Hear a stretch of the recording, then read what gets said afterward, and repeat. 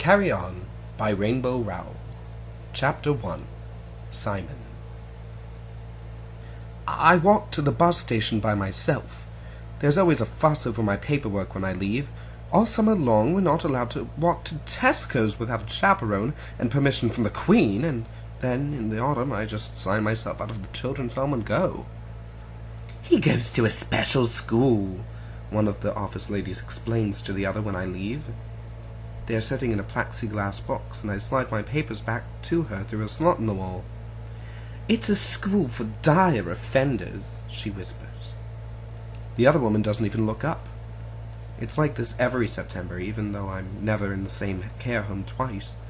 The maid fetched me for school himself the first time when I was 11, but the next year he told me I could make it to Watford on my own. You've slain a dragon, Simon. Surely you can manage a long walk on a few buses. I hadn't meant to slay that dragon. It wouldn't have hurt me.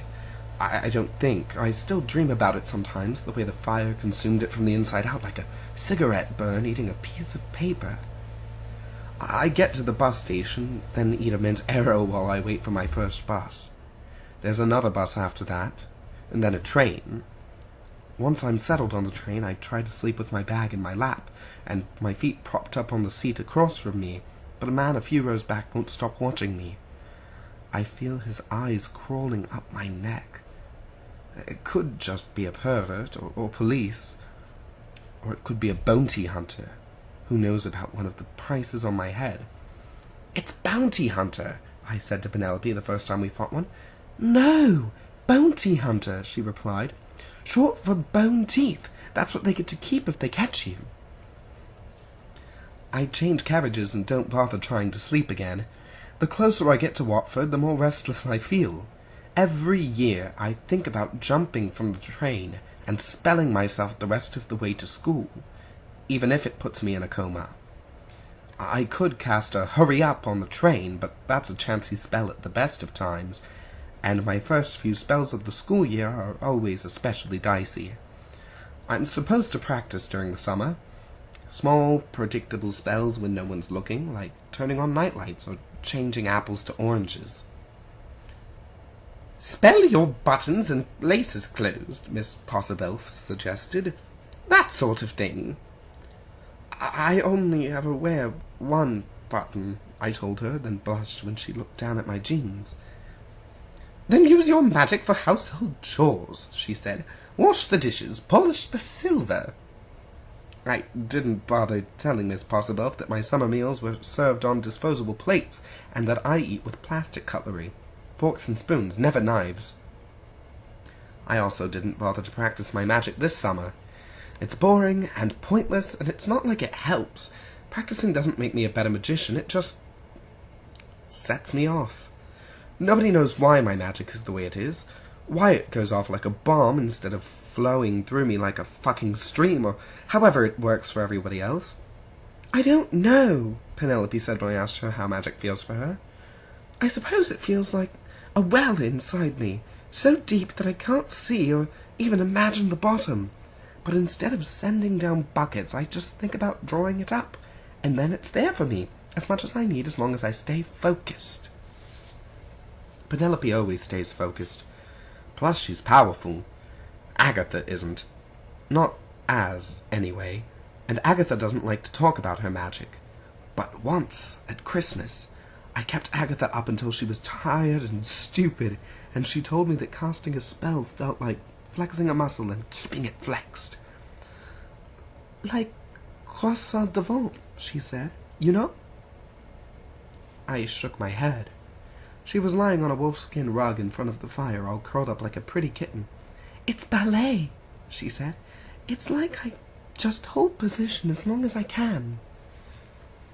Baz told me that for him it's like lighting a match, or pulling a trigger. He hadn't meant to tell me that. It was when we were fighting the Chimera in the woods during our 5th year. It had us cornered, and Baz wasn't powerful enough to fight it alone. The mage isn't powerful enough to fight Chimera alone. Do it, Snow! Baz shouted at me. Do it! Fucking unleash! Now! I can't! I tried to tell him. It doesn't work like that. It bloody well does. I can't just turn it on, I said. Try.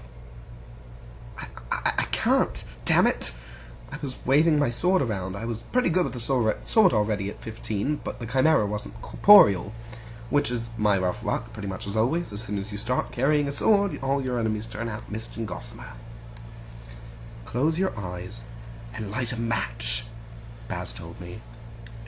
We were both trying to hide behind a rock. Baz was casting spells one after another. He was practically singing them. What?